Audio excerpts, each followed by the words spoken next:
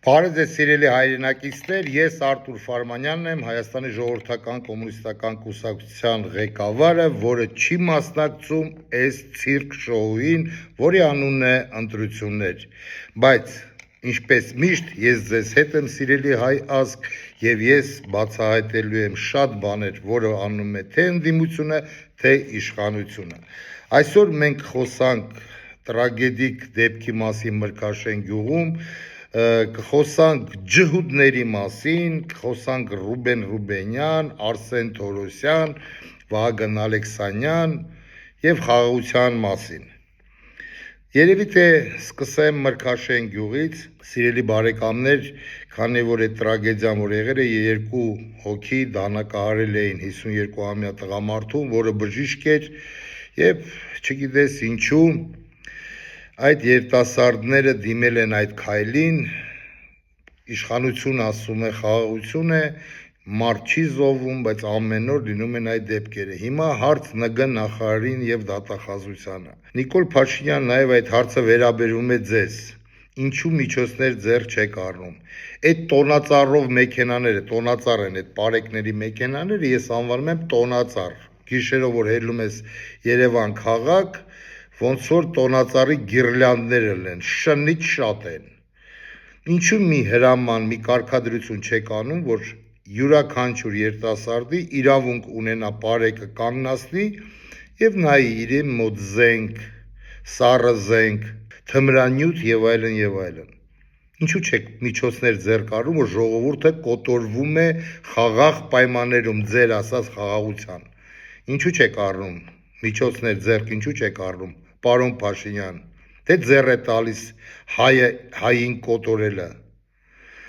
Ժողովուրդ ջան, ամեն դեպքում մեր խորին ցավակցությունները ընտանիքին, այդ տղամարդու, ինչ ասեմ, համբերություն իրենց։ Երկրորդ հարցը ինչի մասին ուզում եմ խոսել, շատերը հարց են տալիս, որ պարոն Ֆարմանյան, ինչու եք դուք այդքան անտիսեմիտ։ Եվ կան նաև բառեր, որ ինձ ասում են դուք նացիստ եք։ Մարդկանց ուզում եմ ասեմ հետևյալը. նացիստն ու նացիոնալիստը դա տարբեր բաներ են։ Իսկ երբ որ ես խոսում եմ ջհուդների մասին, նաև ես խոսում եմ ջհուդ բոլշևիկների մասին։ Խնդրեմ, տեսանյութ այնուհետև ես մեկնաբանեմ։ Фамилии русских революционеров. Лев Троцкий, один из организаторов Октябрьской революции и создатель Красной армии. Настоящее имя Лейба Бронштейн. Яков Свердлов, председатель Всероссийского ЦИК. Это должность формального главы Советской России. При рождении в метрической книге синагоги он был записан как Яков Аарон Светлов, однако через 8 лет фамилию исправили на Свердлов. Вероятно, это было прозвищем отца, мастера-гравера от слова «свердло» — «сверлить». Какова была настоящая фамилия отца, доподлинно неизвестно. Лев Каменев. Еще один председатель Всероссийского ЦИК, а затем глава Москвы. Настоящее имя — Лев Розенфельд. Григорий Зиновьев. Вместе с Лениным скрывался в разливе. Глава Петрограда-Ленинграда. Настоящее имя — Овсей Гершин Радомысльский. Григорий Сокольников. Нарком финансов. Настоящее имя — Гирш Бриллиант. Максим Литвинов. Нарком иностранных дел. Настоящее имя — Мейер Генох Валлах. Глава советского правительства Владимир Ленин. Настоящая фамилия — Ульянов.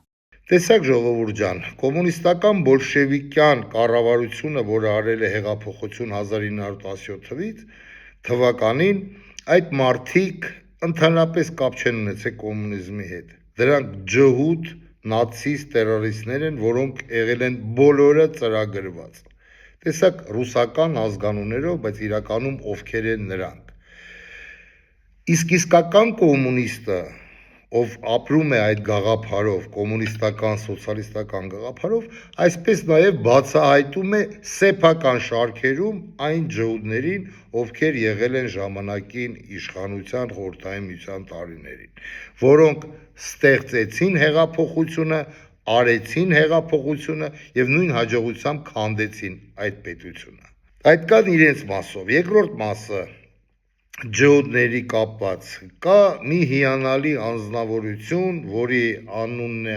Անդրեյ Ուգլակով կարծեմ, Անդրեյ Ուգլակովը շատ պարզ բացատրում է, թե ինչ են արել ջհուդները Արցախյան պատերազմի, երկրորդ Արցախյան պատերազմի ժամանակ, մինչև երկրորդ պատերազմը եւ ինչու այսօր մենք կանգնել ենք այն շեմին, երբ որ մենք ունենք ընդամենը ակուպացված հայկական Արցախ, Նիկոլ Փաշինյան, հայկական Ալեն Սիմոնյան, Արցախը դա հայկական է եւ նիկակոյ նի Կարաբախ, тем более горный, Նագորնի, ոնց ուզում եք, Արցախը եւ վերջ։ Հիմա տեսնենք այս տեսահոլովակը։ Что Израиль сыграл не последнюю роль в падении Нагорного Карабаха и появлении там больше 100 тысяч армянских беженцев. Нет, израильтяне не воевали на стороне Азербайджана и не инструктировали Баку. Скорее всего, даже разведданными не делились. Хотя какие разведданные, если их даже для себя не оказалось? Израильтяне просто завалили азербайджанскую армию оружием. Вот что пишет израильская пресса. Только с 15 августа по 5 сентября, то есть за 2 недели до падения республики Нагорный Карабах, азербайджанская авиакомпания Silkway совершила 5 рейсов грузовыми самолетами на израильский аэродром Овда. Это единственный аэродром еврейского государства, имеющий разрешение на экспорт и импорт оружия взрывного действия. Тот же израильский Гаарец пишет, только за последние 7 лет, начиная с 2016 года, на израильском аэродроме Овда приземлились 92 грузовых самолета азербайджанской авиакомпании Silkway. Получается, израильтяне активно работали против Армении. Спрашивается, зачем? Чем армяне так обидели евреев? Или просто захотелось понаблюдать, как их израильские дроны охотятся за карабахскими армянами? Нет, конечно, все намного серьезней. Об этом пишет французская пресса в обзорах, которые готовит для общего ознакомления французская разведка. Это вообще запредельная история. Вот что пишет эта самая французская пресса. Министр обороны Израиля Эйяль Замир посетил Баку всего за несколько дней до наступления азербайджанцев на Карабах. Плюс израильские эксперты из Моссада и подразделения израильской военной разведки Аман побывали в стране за несколько недель до этого, чтобы дать советы и улучшить потоки данных, в основном изображений.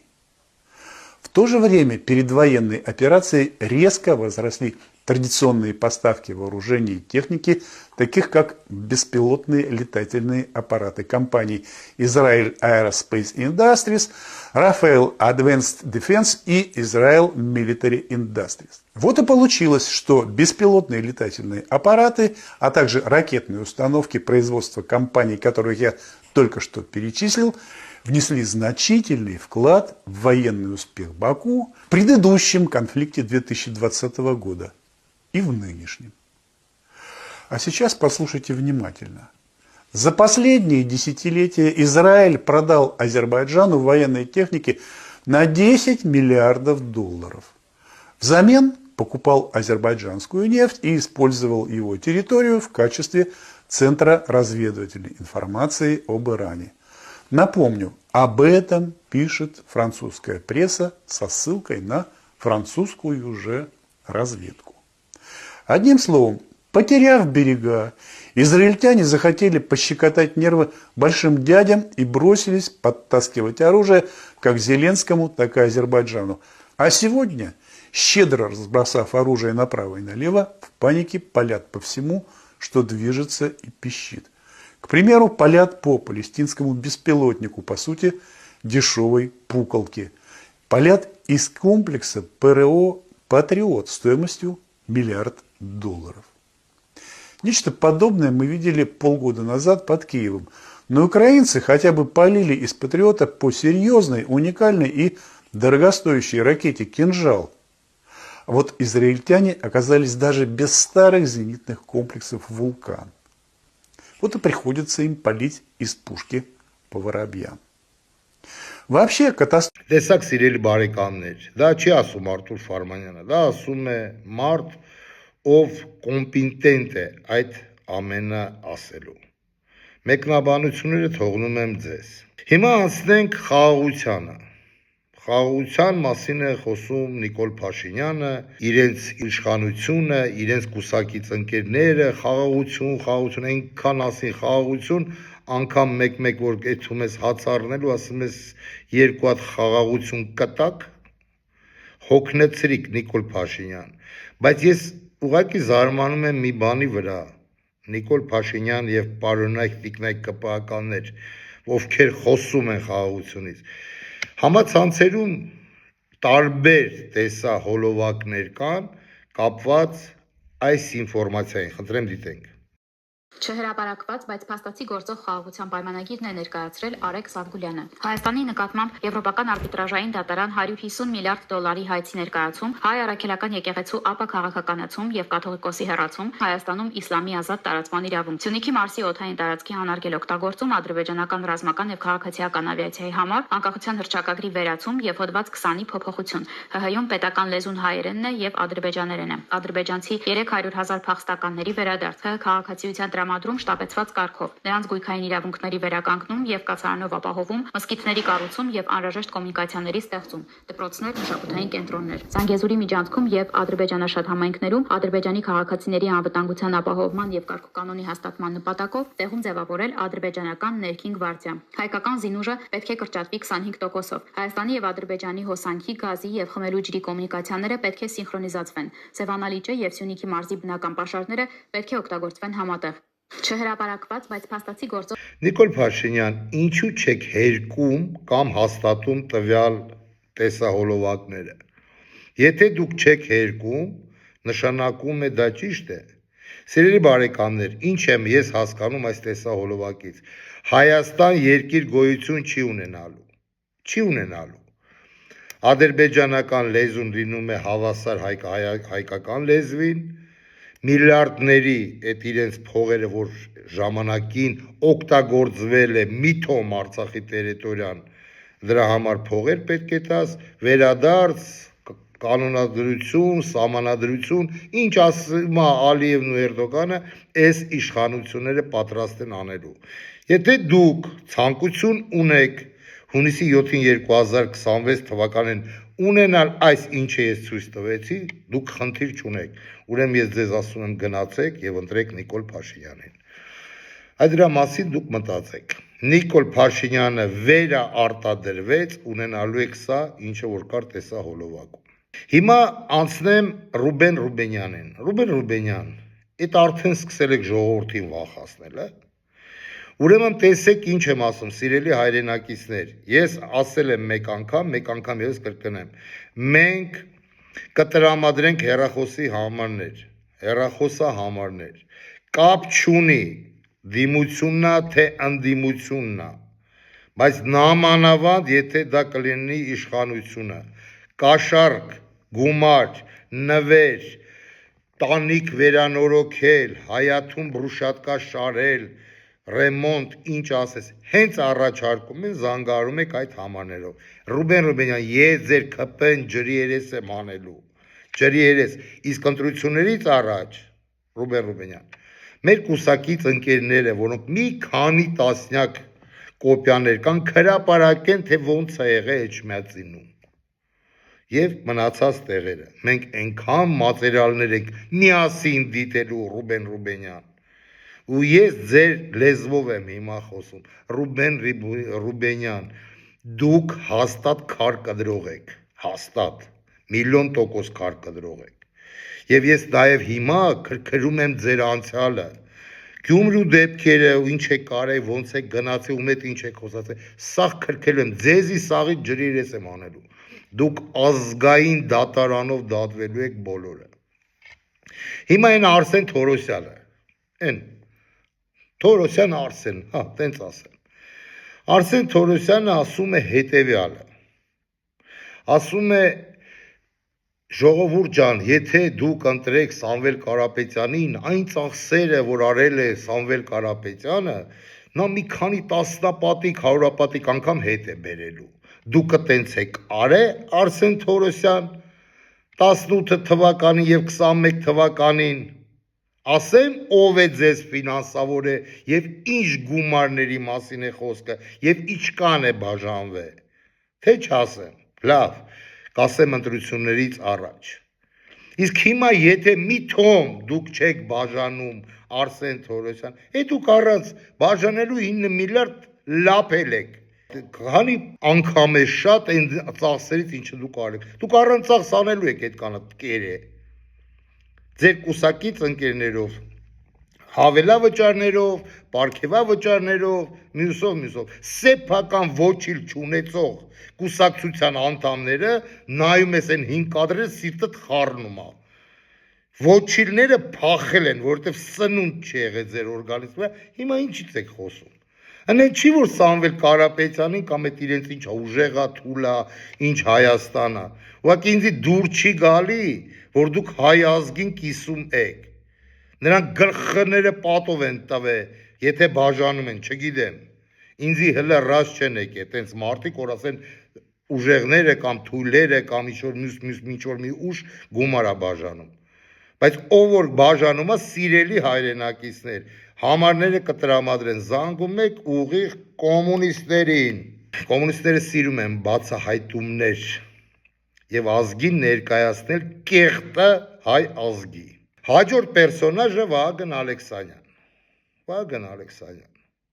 Էս ինչ եք խոսում։ Ինչ 5-րդ շարասյունի մասին եք խոսում։ Չնայած ճիշտ եք անում, որ խոսում եք, դե ձեզ որ ոչ մեկ չգովա, դուք պիտի ձեզ գովաք, չէ, 5-րդ շարասյունը դա դուք եք։ Ու դուք դա լավ գիտեք։ 5-րդ շարասյունը, ընդդիմությունը, քանի անգամ եմ զգուշացրել, ընդդիմադիր ուժեր բազմաթիվ են քաղաքական դաշտում, կոնկրետ անուն տվեք։ Ես ձեզ բոլորիդ բզելու եմ այնքան ժամանակ, մինչև դուք չսովորեք կոնկրետ մարդուն վերաբերում ունեք թեմա Արտուր Ֆարմանյանի հետ, մի ասեք ընդդիմադիրներ, ասեք Արտուր Ֆարմանյանը այսպիսի արարք է արել, վատ արարք։ Այսինքն, եթե ես սիրում եմ իմ հայ ազգը եւ Հայաստանից Հանրապետությունը, դրա համար վատ է։ Ես էլ այդ գործ անում եմ ամեն օր։ Օրական կարակ բզբզեք։